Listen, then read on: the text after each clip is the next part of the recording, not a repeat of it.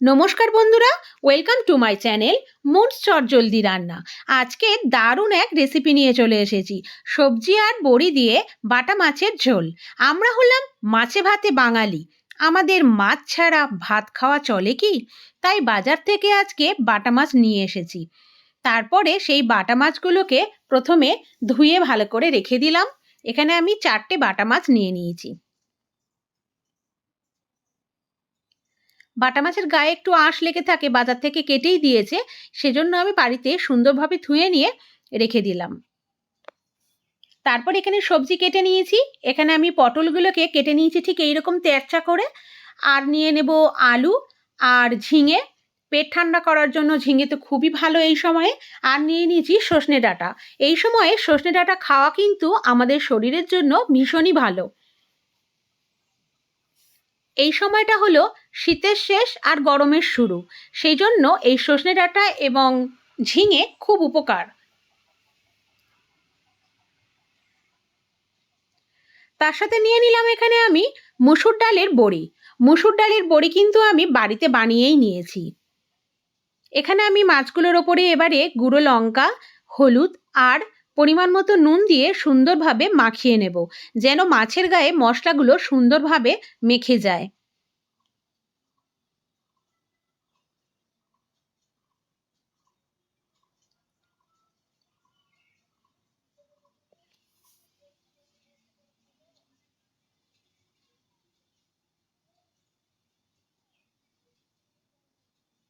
এবার কড়াইতে সর্ষের তেল দিয়ে দিলাম। দিয়ে এবার মাছগুলো আমি ভেজে নেব। একে একে মাছগুলো তেলটা গরম হলে তার উপরে দিয়ে দিয়েছি। এখানে পরপর আমি 4টে মাছ একসাথে ভেজে নিচ্ছি। এক পিসটা হয়ে গেলে আর এক পিসটা খুব আস্তে করে ভালো করে পাল্টে দিতে হবে, দিয়ে সুন্দরভাবে ভেজে নিতে হবে। যারা নতুন রান্না করছো তারা যদি একসাথে 4টে মাছ না দিতে পারো, তাহলে 2টো করে মাছ সুন্দরভাবে ভেজে নেবে, তাহলে মাছগুলো উল্টাতে সুবিধা হবে। মাছগুলো আমাদের ভাজা হয়ে গেছে। এবার আমি একটা পাত্রে রেখে দিলাম মাছগুলোকে নিয়ে। এবার ওই তেলের মধ্যে আমি বড়ি ভেজে নেব। সামান্য একটু তেল দিয়ে দিলাম, দিয়ে বড়িটাকে ভেজে নেব। বড়িটা খুব সুন্দরভাবে ভাজতে হবে, যেন একেবারে কালো হয়ে না যায়, আবার খুব বেশি কাঁচাও যেন না থাকে। ঠিক এই রকমভাবে বড়িগুলোকে ভেজে নিতে হবে। তারপর সেই তেলের মধ্যে দিয়ে দেব পটল। পটলের একটা আলাদা গন্ধ আছে, সেই গন্ধটা যেন চলে যায়, এবং পটলগুলোকে সুন্দরভাবে সেজন্য তেলের ওপরে ভেজে নিতে হবে। খুব বেশি ভাজার দরকার নেই, এই রকমভাবে ভাজলেই হবে। পটলগুলোকে তুলে রেখে দিলাম। এবারে কালো জিরে দিয়ে দেবো আর চেরা কাঁচা লঙ্কা দিয়ে দেবো ওই তেলের মধ্যে। দিয়ে সুন্দরভাবে একটু নাড়াচাড়া করে নেব, নিলে একটা সুন্দর গন্ধ বেরোবে। তখনই দিয়ে দেব এই বাকি সবজিগুলো।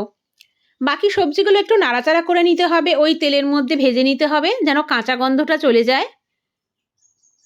সুন্দরভাবে নেড়েচেড়ে নিলাম এই তেলের ওপরে সবজিগুলোকে। দিয়ে তার মধ্যে দিয়ে দেব হলুদ গুঁড়ো 1 চামচ, লঙ্কা গুঁড়ো 1 চামচ, আর দিয়ে দেব জিরে গুঁড়ো 1 চামচ আর ধনে গুঁড়ো 1 চামচ। দিয়ে সুন্দরভাবে আর একটু নাড়াচাড়া করে নেব, তবে খুব বেশি ভাজার দরকার নেই মশলা দিয়ে। এবারে একটু জল ঢেলে দেব, যাতে আলুগুলো সুন্দরভাবে সিদ্ধ হয়, সেই রকম পরিমাণ মতো জলই দিতে হবে। দিয়ে ওপর থেকে নুন ছড়িয়ে দিতে হবে, যেন সবজির মধ্যে এবং ঝোলে সুন্দরভাবে নুনটা মেখে যায়। দিয়ে ঢাকনা দিয়ে রেখে দিতে হবে। 5-7 মিনিট বাদে ঢাকনা খুলে ওই পটল ভাজা যেগুলো ছিল এবং বড়িগুলো ভাজা ছিল, সেগুলো ওর মধ্যে একে একে দিয়ে দেবো। দিয়ে একটু ঢাকনা দিয়ে রেখে দেবো।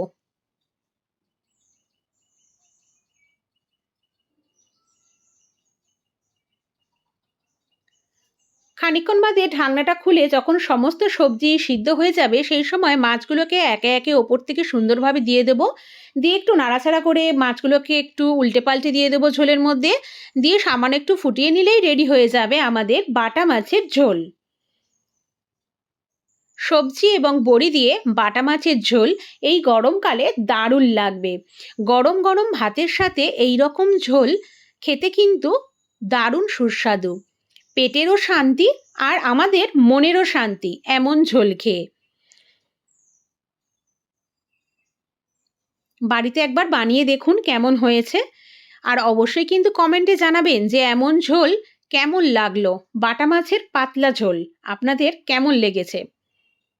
যদি এই রেসিপিটা ভালো লেগে থাকে তাহলে অবশ্যই চ্যানেলটা সাবস্ক্রাইব করে দেবেন এমন সুন্দর সুন্দর রেসিপি পাওয়ার জন্য। আর অবশ্যই লাইক দিয়ে সাথে থাকবেন।